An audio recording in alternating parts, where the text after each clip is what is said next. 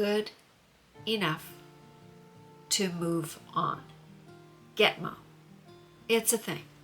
It's a new thing that I just heard about recently when I was listening to a podcast, and I thought that is brilliant. Now, the podcast was about decluttering, but I think the principle could be used in all sorts of things, especially on the things that we put onto ourselves that are over and above the work that we have to do. Getmo, good enough to move on. There's a thing called the 80-20 rule. You could even make it the 70-30 rule. And what that does is help you to think that, you know what, it's good enough.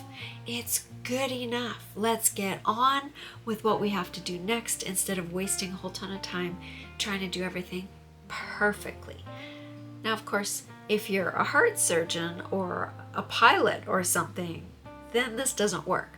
But what I'm talking about is if you are somebody who, like me, wants everything to be just so, sometimes that can hold you back. Sometimes that can slow you down. Sometimes that can keep you stuck when you want to just be getting on with things and making things happen. Because we can end up in this situation where we fuss and fuss and fuss, and I'm speaking about myself here, we fuss and fuss and fuss about how perfect it is, if it's just right, if we've researched it enough, if we've done enough to get, and then we never get it out there.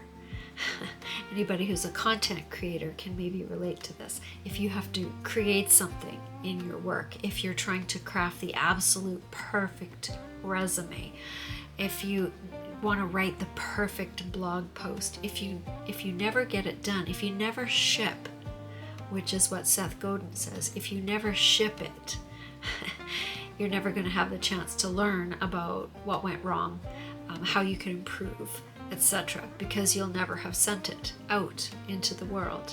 So that is something that I've been thinking about, and especially because of COVID and, however you feel about it, the world has changed. Things are different now than they were in the before times. And so because of that, there's this, I don't even know how to describe it, there's this sort of general malaise, there's a heaviness, there is a tiredness. People aren't traveling as much, they're not going out as often, they're not, there's a lot of things people aren't doing that they used to do. And so why are you still holding yourself to those high expectations to the point of making yourself sick or frustrated or feeling overwhelmed?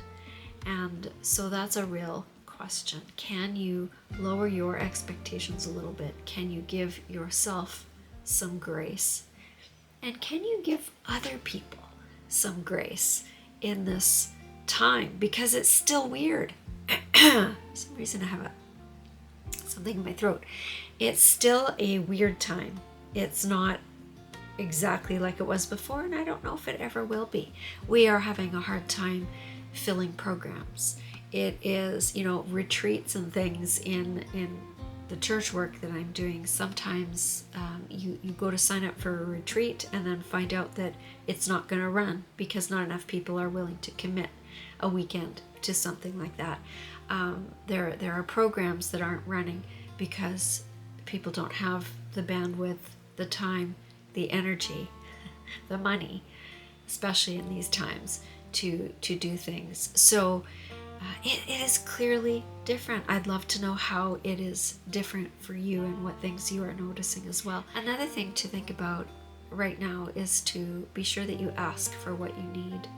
If you need help, if you need someone to do something for you, if you need to say, you can come over, but I'm not going to have everything dusted and vacuumed and absolutely pristine because I just can't right now.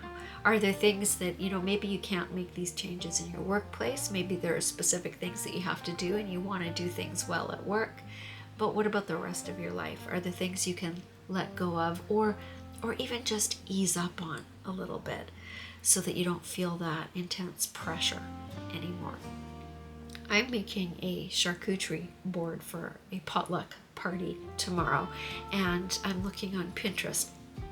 And there are stunning examples. And I know that what I'm going to make is not going to look like that.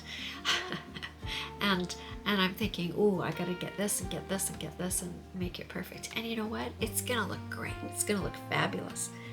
But it might not be 100%. It might be 80% fabulous. And I just have to be okay with that, because I don't have a lot of time between everything else that's going on to make this perfect artwork of a charcuterie board that's going to get destroyed in 10 seconds anyway when the first person comes along and takes something out of its spot, right? So I'm going to give myself the permission not to worry about it. Another thing to think about is to give yourself permission to not worry so much about what other people think of you. Don't worry so much about what other people are going to think, and just concentrate on doing a good enough job as best as you can for the moment. It might be excellent, it might be fantastic, and it might be just good enough, and that's okay.